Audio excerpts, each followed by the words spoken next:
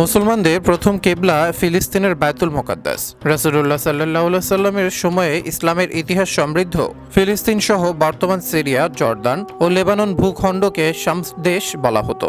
এই শামদেশ এবং বিশেষ করে বায়তুল মুকাদ্দাস ও তার আশপাশের এলাকা সম্পর্কে মহানবীর বেশ কিছু ভবিষ্যদ্বাণী রয়েছে।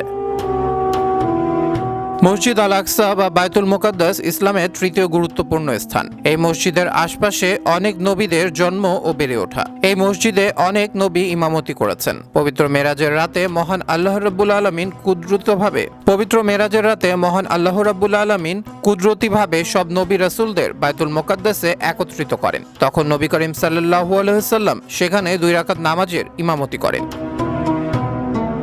মুগিরা ইবনে শোবা রাদিয়াল্লাহু তাআলা আনহু থেকে বর্ণিত, রাসূলুল্লাহ সাল্লাল্লাহু আলাইহি ওয়াসাল্লাম বলেন, আমার উম্মতের একদল সবসময় সত্যের উপর বিজয়ী থাকবে। এভাবে কিয়ামত এসে যাবে আর তারা বিজয়ী থাকবে। হাদিসের ভাষ্যমতে এ দলটি শামদেশ অঞ্চলের অবস্থানকারী হবে।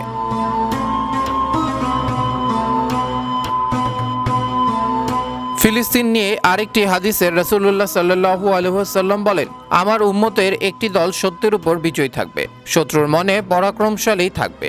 দুর্ভিক্ষ ছাড়া কোনো বিরোধী পক্ষ তাদের কিছুই করতে পারবে না।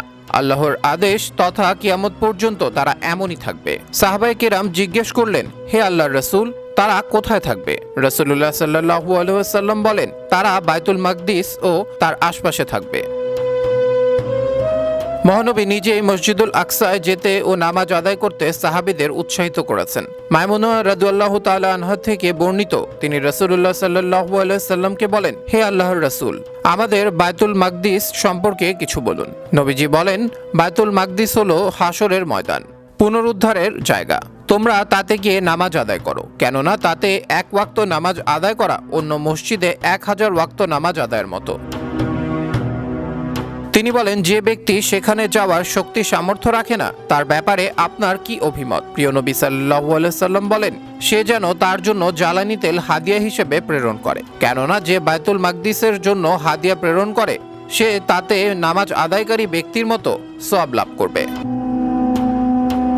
আবরার আহমেদ মাহি, বিশ্ব বাংলা 24 নিউজ ডেস্ক।